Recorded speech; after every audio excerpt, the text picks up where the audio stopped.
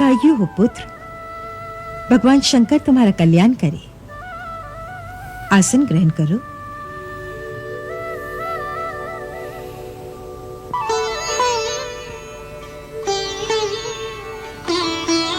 मां, मैं एक गंभीर समस्या के समाधान के लिए आया हूं।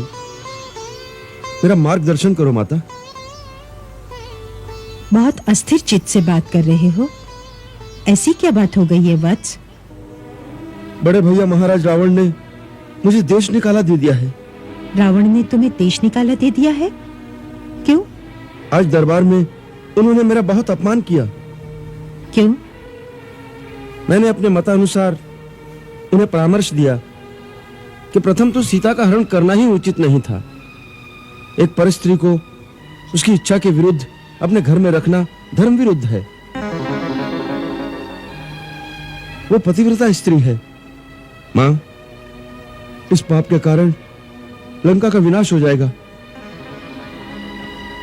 उधर श्री राम किष्किंधा के महाराज सुग्रीव की सहायता से एक विपुल वानर सेना को लेकर लंका की ओर बढ़ रहे हैं, और इधर हमारे मंत्री उन्हें परामर्श दे रहे थे कि राम और लक्ष्मण की कोई चिंता न करें।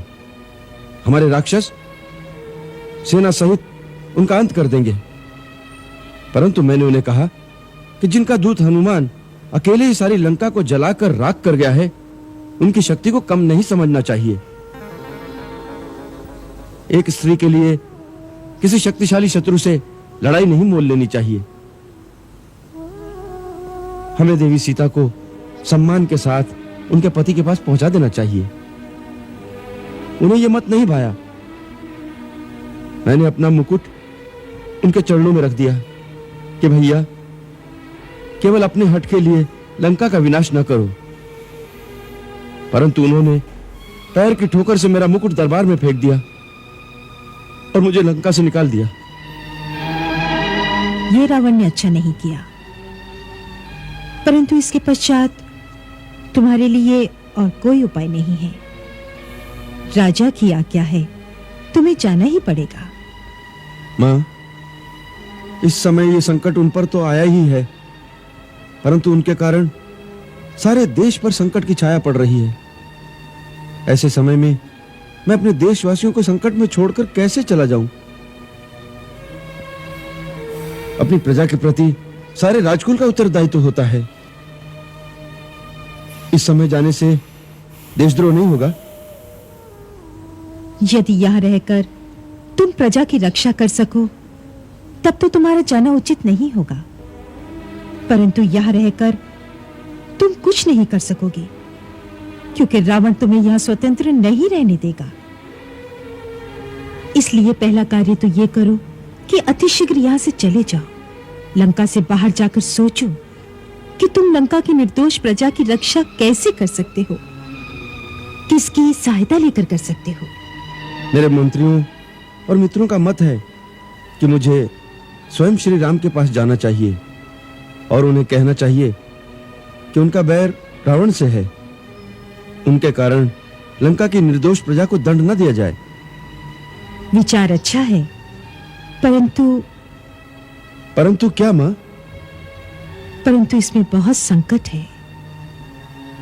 क्या? श्री राम तुम्हें क्यों अपनाएंगे? तुम शत्रु के भाई हो, इसलिए नीति अनुसार उन्हें तुम पर विश्वास नहीं करना चाहिए। उन्हें तुम्हारे साथ वही बर्ताव करना चाहिए जो वो रावण के साथ करेंगे। तो दूसरा उपाय क्या है? क्या मैं लंका छोड़कर साधु हो जाऊं, किसी गुफा में बैठ जाऊं और अपने देश का नाश होने दूं?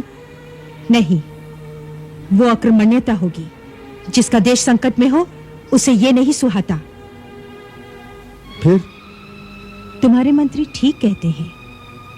तुम्हें प्रजा हित के लिए अपने जीवन को दांव पर लगाकर भी श्री राम के पास चले जाना चाहिए, या तो वो तुम्हें शत्रु पक्ष का समझकर मृत्युदंड दे देंगे और इस बलिदान से राजकुल में उत्पन्न होने के अपने उत्तरदायित्व से तुम मुक्त हो जाओगे। यदि वो एक बार तुम्हें वचन दे देंगे तो फिर कोई डर नहीं, क्योंकि मैंने सुना है कि रघुकुल वाले अपने वचन के बड़े पक्के होते हैं। प्राण दे देंगे, परंतु अपना वचन झूठा नहीं होने देंगे। मुझे लगता है कि तुम्हारे पिता महर्षि विश्रवा के कथन सत्य होने का समय आ गया है। कौन सा कथन मां? जब वो हिमालय जा रहे थे तब उन्होंने मुझसे कहा था,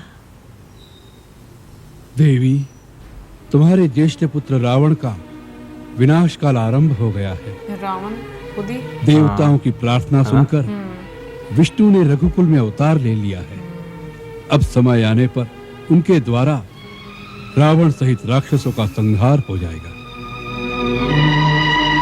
स्वामी, क्या एक रावण के कारण हमारा सारा कुल और राक्षसों का ये उन्नत समाज विनाश को प्राप्त हो जाएगा और पितरों को जलांजलि देने वाला भी कोई नहीं रहेगा? कैकसी, तुम्हारा छोटा पुत्र विभीषण अपनी जाति का उद्धार करेगा। उसी के द्वारा उन राक्षसों की रक्षा होगी जो अधर्म के मार्ग से हटकर प्रभु की शरण में जाएंगे।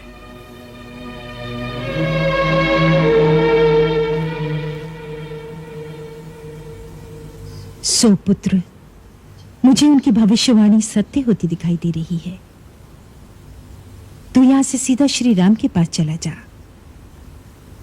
मेरा आशीर्वाद तुम्हारे साथ है।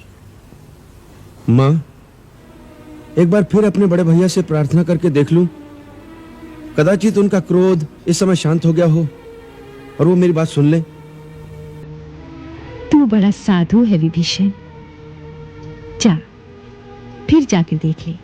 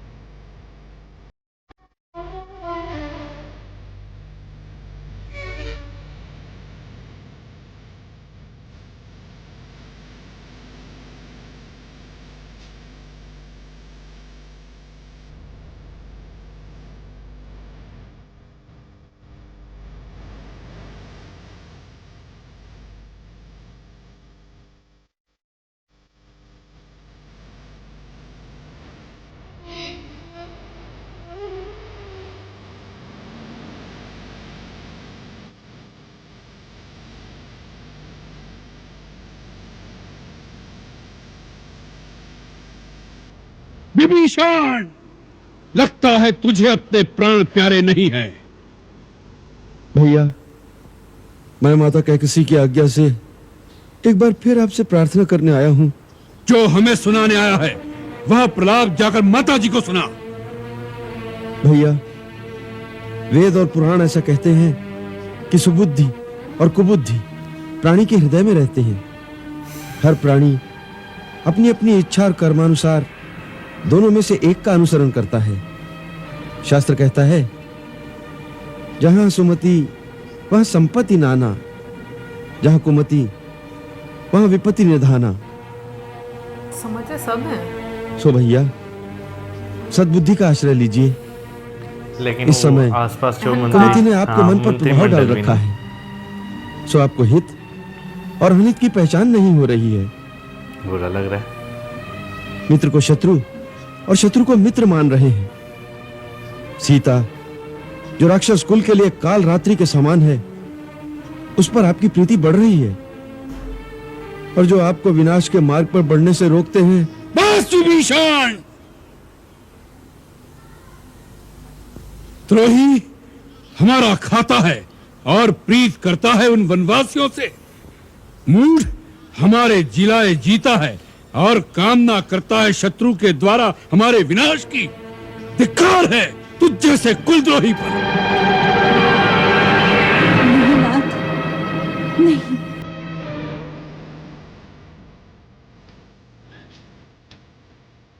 बुरा लग गया फिर। समझ सारी आ रही है, एक्सप्रेशन से ऐसे लग रहा है।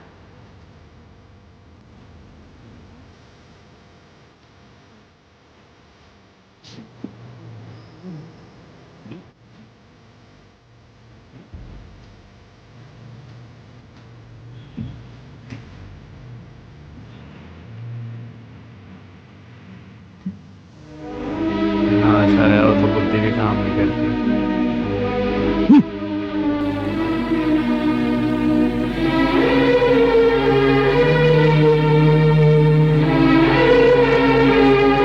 मेघनाद ठीक कहता है, यह शठ दया का पात्र नहीं है, नहीं है।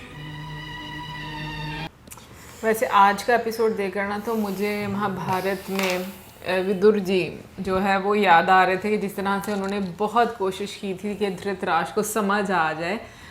हालांकि क्योंकि धृतराष्ट्र को भी सब चीज़ों की समझ तो आती थी, अभी भी अगर हम बात करें रावण को कहीं ना सब कहीं कुछ पर समझ हाँ, है। समझ है, एक्सप्रेशन ऐसे आ रहे हैं कि हाँ। लेकिन एक होता ना कि बहुत सारे रावण मैं इस दुनिया में भी देखती हूँ लाइव कि उनको सब समझ आ रहा होता है लेकिन वो झुटला रहे होते। सेम वही चीज़ मुझे ये आज यार नजर आई। असल में जो है ना, आपके इर्द गिर्द जो लोग होते हैं ना, वो आपके ऊपर बहुत ज़्यादा प्रभाव जो है वो डालते हैं। जैसे आज के टाइम में भी जो है वो देखा जाए तो बहुत सारे लोग ऐसे होते हैं जिन्हें आप समझा रहे होते हैं, जिन्हें आप बता रहे होते हैं, उनके सामने चीज़ें हो भी रही होती हैं, लेकिन वो कहते हैं ना कि बिल्ली को देखकर कबूतर सर ज़मीन के ऊपर रख लेता है, आंखें बंद कर लेता है। वैसे ही आपको जो है वो नज़र आता है कि पता सब कुछ होता है, लेकिन उसके बावजूद जो है चीज़ें जो है वो हो रही होती है। हालांकि नाना जी की बात करें, विभीषण की बात करें, माता श्री की बात करें, सारों की बातें सही हैं बिल्कुल। अच्छा अब इवन कि मंदोदरी जी जो हैं हाँ। वो भी किसी ना किसी तरह इस आपदा को टालने की पूरी कोशिश और कर बहुत रही टाइम हैं। से वो ये हाँ। कह रही हैं कि सीता जी जो है वो राक्षस जाति का काल बनकर आई हैं।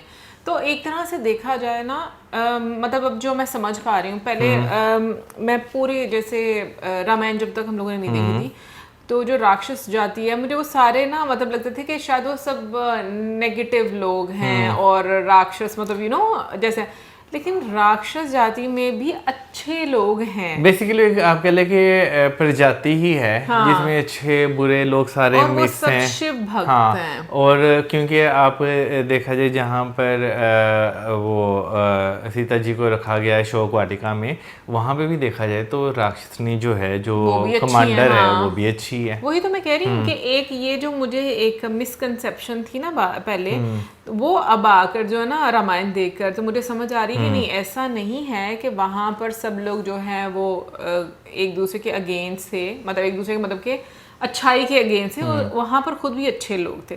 बाकी कमेंट सेक्शन में आप जरूर बताइएगा। अब आज वीडियो के बारे में गुड बाय।